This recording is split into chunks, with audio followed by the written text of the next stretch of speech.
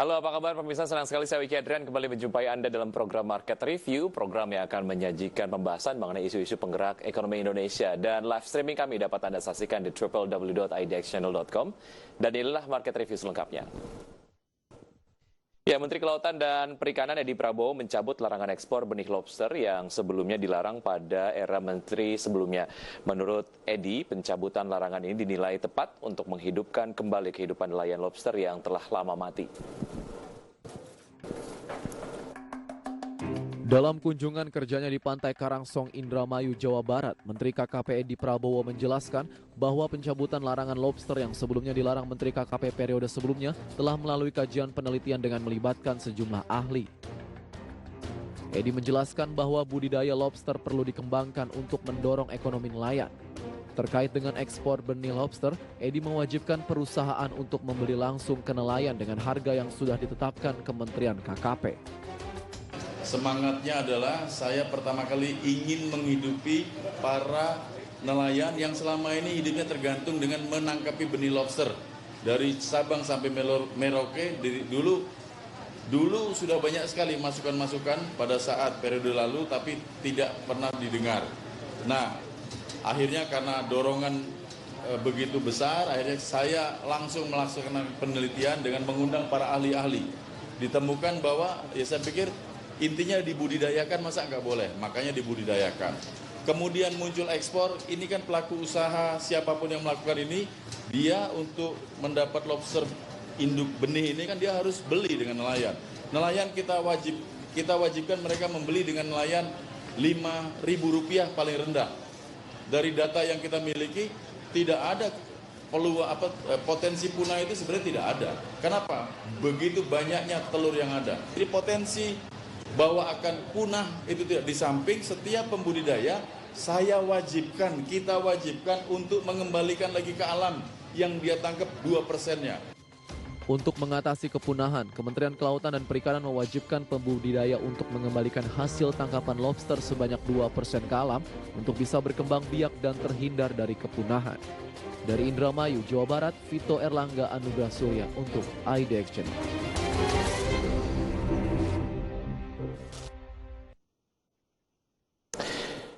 Untuk membahas tema mengenai polemik ekspor benih lobster, sudah bergabung bersama kami melalui aplikasi Zoom, Mas Farid Ridwanuddin, Deputi Pengelolaan Pengetahuan KIAR atau Koalisi Rakyat untuk Keadilan Perikanan. Selamat pagi, Mas Farid. Selamat pagi. Ya, terima kasih sudah bergabung bersama Market Review, Mas Farid. Satu hal yang cukup ramai ataupun hangat diperbincangkan bagaimana sebetulnya Menteri Kelautan dan Perikanan Edi Prabowo membuka larangan ekspor benih lobster yang tadinya dilarang di periode kementerian sebelumnya gitu ya. Bagaimana Anda melihat ini? Bicara mengenai argumentasi, ada beberapa lah ya argumentasi mengapa kemudian kebijakan ini direvisi dan pintu ekspor dibuka kembali. Di antaranya adalah untuk menghidupkan kembali kehidupan perekonomian nelayan lobster yang sudah lama mati dan juga ada nilai ekonomi lain. Argumentasi dari Kiara seperti apa, Mas Farid?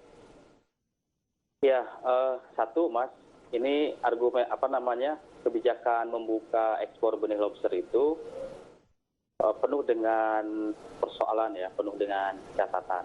Jadi yang pertama misalnya dari konteks ya.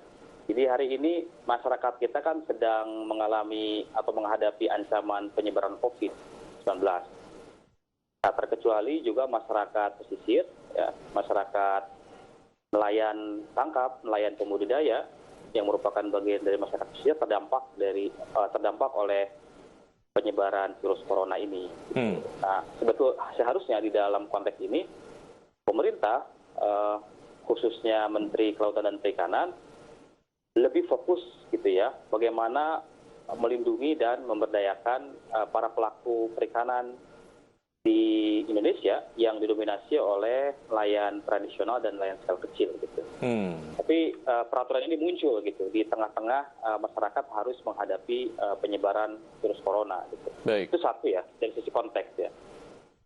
Nah yang kedua dari substansi permen ini, kalau kita lihat ya, ini kan sebetulnya mendorong eksploitasi besar-besaran sumber daya perikanan, khususnya benih lobster di Indonesia. Gitu. Nah, kami menemukan beberapa fakta, misalnya, Mas. Di Konawe ya, di Sulawesi Tenggara, itu ada nelayan, ya, dia harus menghadapi kesulitan benih, ya, dan juga harus menghadapi, kalaupun ketemu benih, itu harganya sangat mahal. Jadi dalam tahun lalu ya 2019, dia harus menghabiskan uang sebanyak 36 juta rupiah untuk membeli benih. Tahun ini dia memperkirakan butuh sekitar 40 juta gitu. Baik. Nah jadi benih-benih benur yang ada di lapangan itu kemudian menjadi sulit karena diakumulasi untuk kepentingan ekspor. Baik. Nah itu fakta-fakta di lapangan yang menurut saya tidak dibaca, tidak dikaji dengan serius ya sebelum kebijakan ini dirumuskan gitu. Yang jadi concern menurut teman-teman Kiara adalah bagaimana sebetulnya benih-benih ini sebaiknya disalurkan kepada nelayan-nelayan pembudidaya lobster agar mereka memiliki kegiatan dan juga memiliki profesi ataupun pekerjaan yang tentu saja dapat mendukung ataupun memenuhi kebutuhan ekonomi mereka gitu. Tapi ada yang kemudian juga disampaikan bagaimana sebetulnya umur dari benih ini jika kemudian tidak ditangkap gitu ya akan dimangsa oleh biota laut yang lain lah gitu. Jika kemudian tidak ditangkap, maka nilai ekonominya akan hilang gitu. Sebaiknya ini ditangkap, kemudian kalaupun memang mau diekspor, ini akan memberikan sebuah nilai ekonomi dan akan menyumbang devisa untuk negara. Analisa Anda seperti apa, Mas Farid? Ya, begini Mas.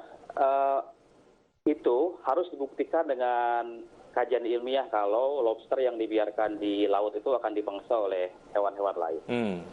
Tapi di masyarakat nelayan di tingkat akar rumput ya, kawan-kawan itu kemudian melakukan budidaya, ya, ya. Dan sejak lama misalnya masyarakat nelayan di Lombok, Nusa Tenggara Barat ya, mereka melakukan budidaya lobster dengan infrastruktur seadanya ya. Tetapi itu bisa memberikan kehidupan atau pendapatan yang luar biasa.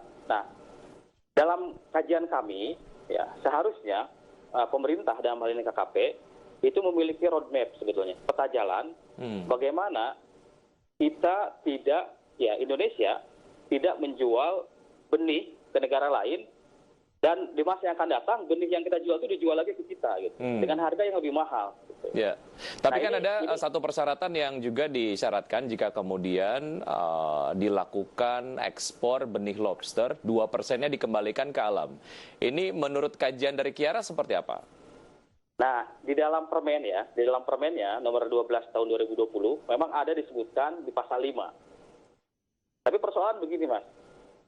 Lobster itu ya, menurut para ahli perikanan itu butuh waktu paling sedikit 8 bulan untuk berkembang biak. Kalau kita bicara 2%, di mana kita tahu ya para pengusaha ekspor sudah melepas liarkan 2%, sementara perkembangbiakannya kita belum melihat.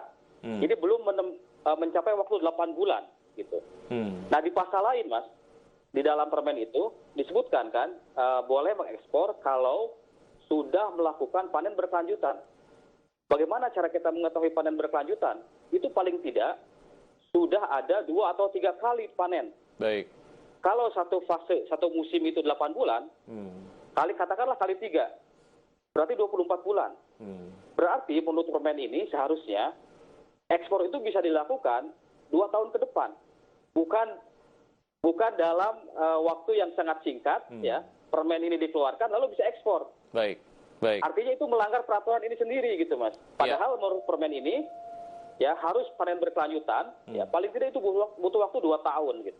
Baik. Jadi ini menurut saya keliru besar, Mas. Ya.